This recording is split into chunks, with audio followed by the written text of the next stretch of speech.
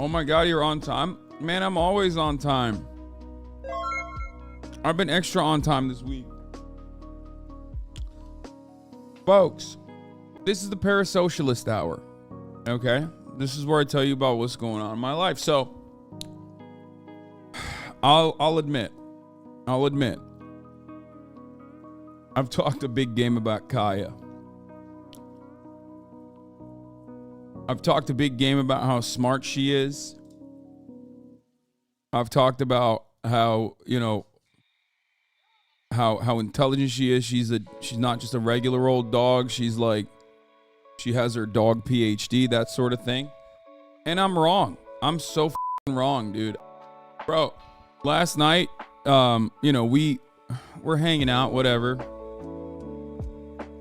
She never pees inside the house. She never poops inside the house. It's awesome, right? And I'm feeling great. And then there is a feeling of safety that starts taking over, where you're like this false notion of safety that, like, oh, maybe she is a good girl. Maybe she's a different dog now. Maybe she learned, like, you know what I mean? She's like about to hit she's about to hit month 3. She's about to complete her 3rd month of being alive. And it's like a lie, okay? I take her out, as always, before I crate her at night. I take her out and try to get her to pee. She doesn't. And she had peed before, so I was like, all right, she's not going to pee. Put her in the crate, go to sleep. Randomly wake up at like 1 a.m. in the middle of the night, as I often do now, because it's a part of who I am, okay? Oh. But I'm going to fix the camera. So, I wake up at 1 a.m. thinking, it's fine. She doesn't need to pee at all. And I start hearing drip, drip, drip. I start hearing water noises. And let me tell you, I'm not near a goddamn stream, you know what I mean? It's not raining outside. Oh no, that's right. Kaya got up when I got up just to piss in her crate. Yeah, Alda's designer got me drip drip, is what she said. Absolutely ruining the streak, the hot streak that she was on. I take her outside. Now it's 1 a.m. and I have to sit there and like clean her crate with like anti-piss spray. Okay. She's outside in the balcony. I leave her out there for timeout because when you punish a dog, when you punish a dog, you have to do it immediately, right? So I immediately take her outside, put her in the balcony, and it's actually great. You don't punish a dog for pissing law. What? Yes, you are. What are you talking? Shut up. That doesn't mean you like beat the shit out of them, but it just means like, they should know when they're doing something wrong. So I take her outside, and like, the thing is, the balcony is actually great for her. Like, she could literally sleep out there if she wants to because it's cold, right? And this is a mountain dog, and she wants the cold anyway. So I've actually legitimately contemplated on like trying to figure out if I should like, let her out, like let her free roam at night or whatever when she gets old enough, or not do that. Crate is too big if they're going to the bathroom in it. No, the crate is, you're right about that. I actually did make the crate size a little bit larger so she's more comfortable. Okay. But this dog does not give a shit, okay? She will piss and then lay in her piss.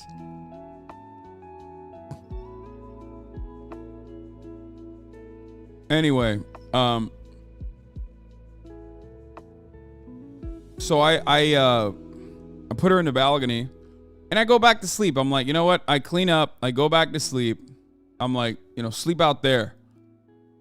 Have fun. Because the balcony is not like a fun environment. It's like confined. It's perfect.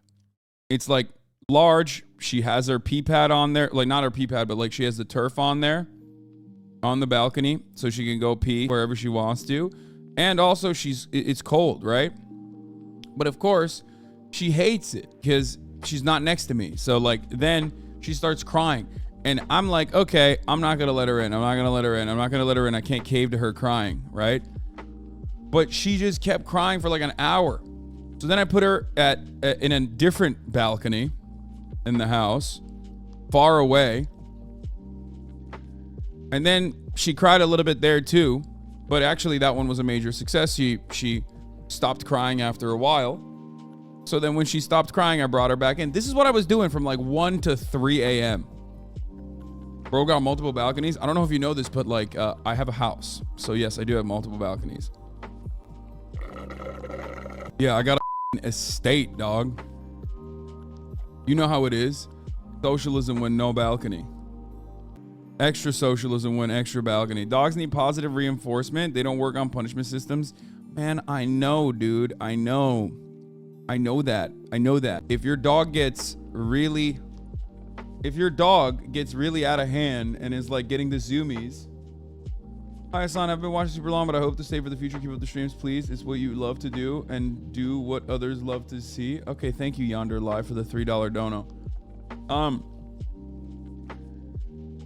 Anyway, they need to know the meaning of no. They need to know the meaning of enough. These are weapons in your arsenal when you're training a dog.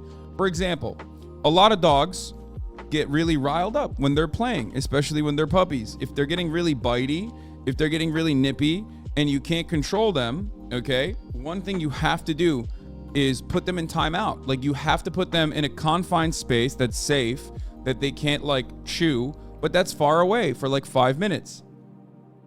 Like if you don't do that, they're never going to learn. You know what I mean? It's not just about like redirection, because I do that. It's not just about positive reinforcement, which I do. You also have to do sometimes like actual enforcement.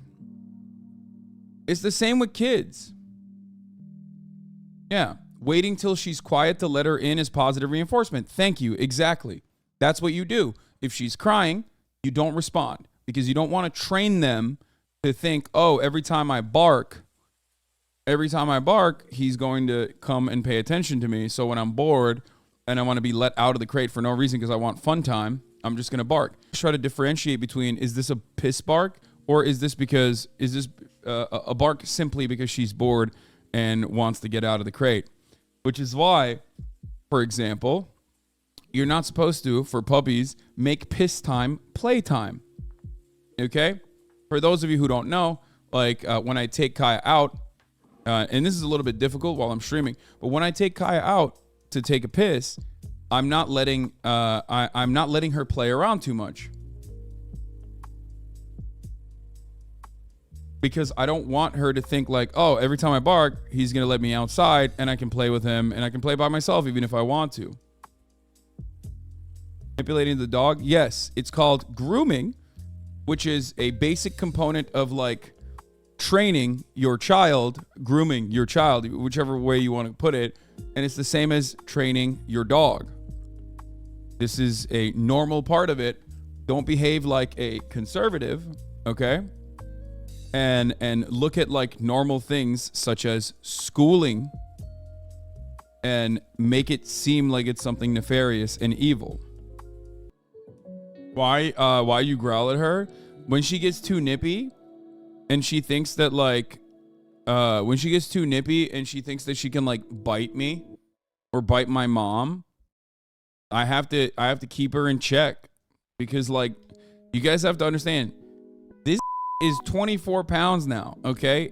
At like 3 months. She has now officially hit 3 months. Like by the end of this week, she will be officially fully 3 months old. She's entering her 4th month of existence. Gonna be a puppy for, at least another year. You know what I mean?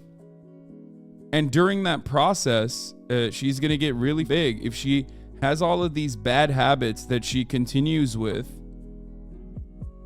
it's gonna actually be a problem. You feel me? If you do not train your dog properly when she's a puppy, when they're more like in their more formative years, when it's like much easier to train them, by the way, they will be a much larger problem later down, and when they're older. It's not good.